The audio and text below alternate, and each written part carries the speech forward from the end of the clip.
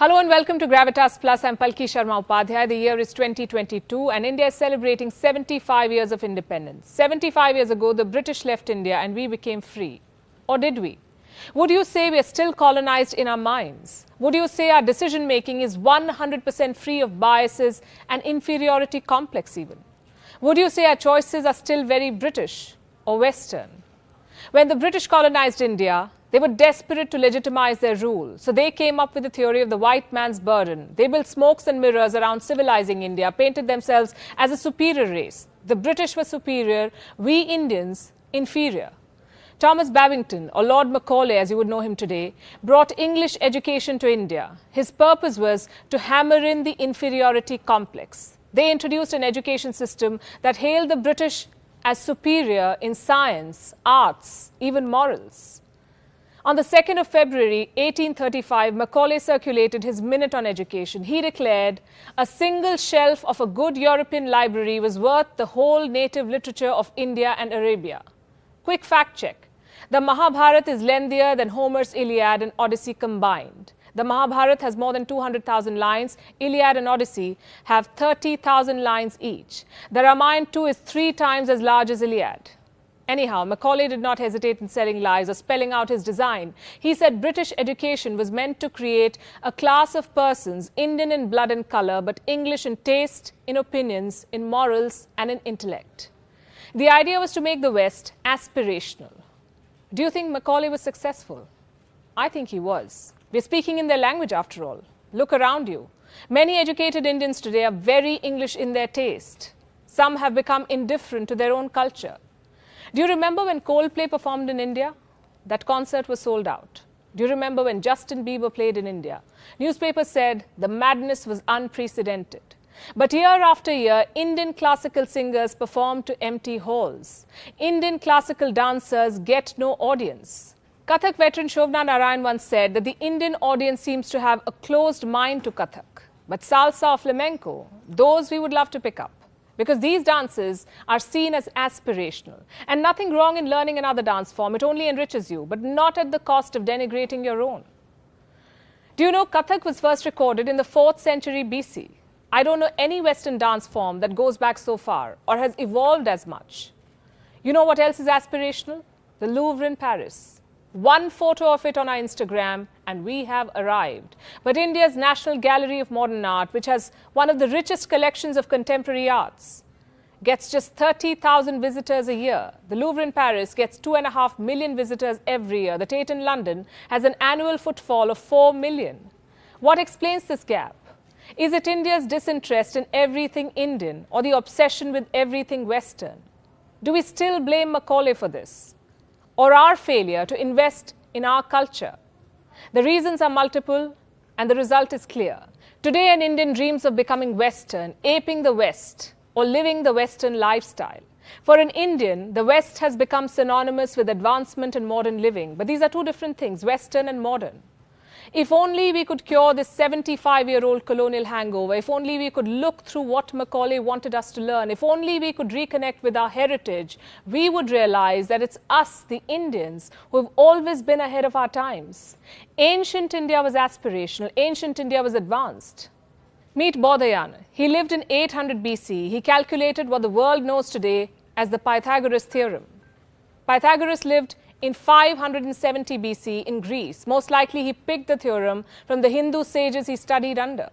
Have you heard of the Fibonacci number sequence? This is how it looks. Every number is the sum of the 2 preceding numbers. The world credits Italian mathematician Fibonacci for the sequence. But an Indian sage named Hemchandra wrote it long before Fibonacci. And Hemchandra was not the first, by the way. An Indian mathematician named Gopala studied these numbers long before Hemchandra or Fibonacci. Eurocentric textbooks will not tell you this. Macaulay would never want you to know this. An Indian invented zero, an Indian taught the world how to calculate the value of pi, an Indian invented the decimal system or the binary digits, or the heliocentric theory about the solar system. It was Aryabhat who first proposed that the earth is round, it rotates on its axis and revolves around the sun. Today we learn about Copernicus. We wear t-shirts and sweatshirts of NASA. But 1,000 years before Copernicus, Aryabhat determined the diameter of the earth. He also determined the diameter of the moon. The culture of science in India dates back 5,000 years. Did you know the modern English brick bonding was inspired by Indus cities? Today we look westward at the very mention of plastic surgery, but it was India that taught plastic surgery to the world. Meet Sushruth. He was an ancient Indian physician. He lived around 800 BC in the kingdom of Kashi. Sushruth Samhita is the earliest known document to give a detailed account of rhinoplasty. It also describes more than 300 different operations, some 121 surgical instruments. A lot of them are very similar to modern-day surgical tools. Sushruth would use herbs before an operation to prevent sepsis. He would also carry out cataract removal. This was in 800 BCE. Today we have lost out on this rich legacy because of our indifference to Indian heritage. And the West has time and again played it to its advantage. In the early 1990s, two American researchers staked a claim to the US Patent and Trademark Office. They said they discovered the healing properties of turmeric or haldi. These researchers were given the patent in 1995. Now here's what's funny. Indian households have been using turmeric paste on wounds for ages, but somehow we never filed a patent. Around the same time, a US company applied for another patent. This was about using neem as a pesticide, again something Indian farmers have known for ages. This patent too was granted. Do you think there is a lesson in all of these stories? I would say there is. The world we live in will always have false claims. History will always be Eurocentric. There will always be sharks stealing ideas and innovations. But if we don't reconnect with our rich heritage, we would continue to be fooled by Macaulay and company. We will continue to believe that Indians are inferior. The world won't remind you that the Industrial Revolution that started in the West was powered by the cotton gin, and that the machine was invented in India.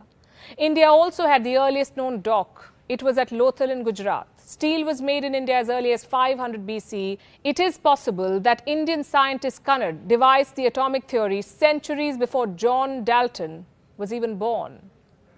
India was the first to smelt zinc by distillation. The first seamless celestial globe was made in Kashmir. It was by Ali Kashmiri ibn Luqman.